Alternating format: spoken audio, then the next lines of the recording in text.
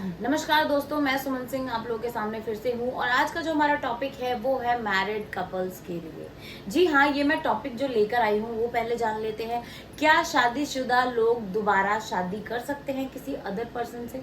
तो ये इस बारे में मैं आपको बताती हूँ। मैंने इसके ऊपर पहले शॉर्ट्स भी बना रखे हैं, वीडियोस भी बना रखी हैं, बट आज की डेट में अगर मैं देखा जाए तो आई थिंक सिंगल लोगों से ज़्यादा मैरिड कपल ज़्यादा परेशान है अपनी शादी से। तो आप लोग क्या शादी कर सकते हैं शादीशुदा होने के बाद भी? तो क्या ये चीज़ पॉसिबल है? तो इस चीज़ में मैं आप लोगों को कुछ जानकारी देना चाहती हूँ। प्लीज़ हमारे इस वीडियो के साथ बने रहिए।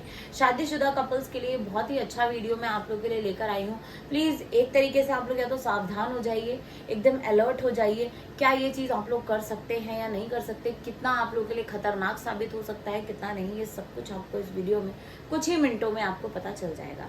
तो फर्स्ट ऑफ ऑल जो बड़ी चीज़ आती है वो ये आती है कि हमारे पास बहुत सारे कपल्स जो कि शादीशुदा हैं, चाहे वो आदमी हो या औरत हो या कोई भी हो, वो कॉल ज़रूर करता है एंड आस्क हमसे पूछा जाता है कि क्या मैम हम लोग शादी कर सकते हैं दूसरी? हमारी शादी हो चुकी है उसके बावजूद भी, आप लोग के बेबी हैं, बहुत साल की शादियां हो चुकी हैं। तो इस चीज़ पे मैं पूर्ण विराम लगा के एक चीज़ आप लोगों को क्लियर बोलना चाहती हूँ कि आप लोग अगर शादीशुदा हैं तो वो शादी आप लोग सेकेंड मैरिज कभी भी नहीं कर सकते इन अ हिंदू मैरिज एक्ट।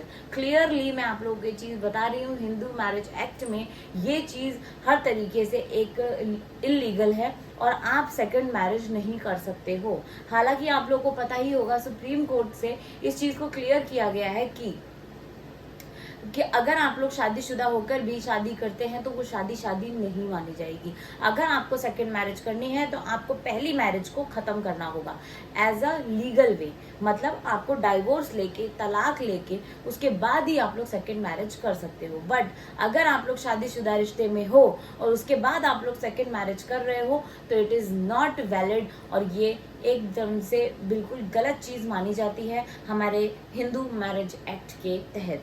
इस चीज़ को आप लोग क्लियरली समझ लीजिए, जान लीजिए कि अगर ऐसा कोई भी कदम आप लोग उठाने जा रहे हैं अपने पार्टनर के साथ, ये चीज़ आप गलत कर रहे हैं। अगर आप उसके साथ खुश नहीं हैं, किसी तरीके का मतभेद है, किसी भी तरीके की आप लोग के अंदर नहीं बन रही, तो आप लोग उस चीज़ को ख़त्म करिए एज अ लीगल वे। आप लोग डाइवोर्स लीजिए एंड देन आप लोग सेकंड मैरिज करने का सोचिए।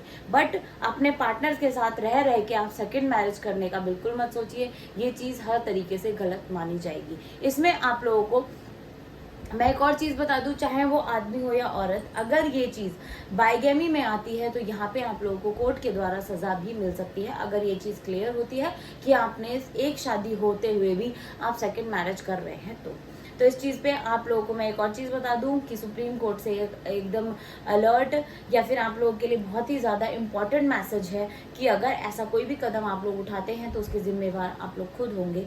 ये चीज़ सेकंड पार्टनर इस चीज़ को खुलासा कर सकता है अगर वो कहीं से भी इस चीज़ का पता चलता है कि आप लोग शादी कर चुके हैं और पहली मैरिज से आपने अभी तक डाइवोर्स नहीं लिया है, तो वो सेकंड मैरिज पहली बात तो शादी ही नहीं मानी जाएगी और फिर आप लोगों को सज़ा भी हो सकती है। तो मेक श्योर इस चीज़ का आप लोग ध्यान रखें।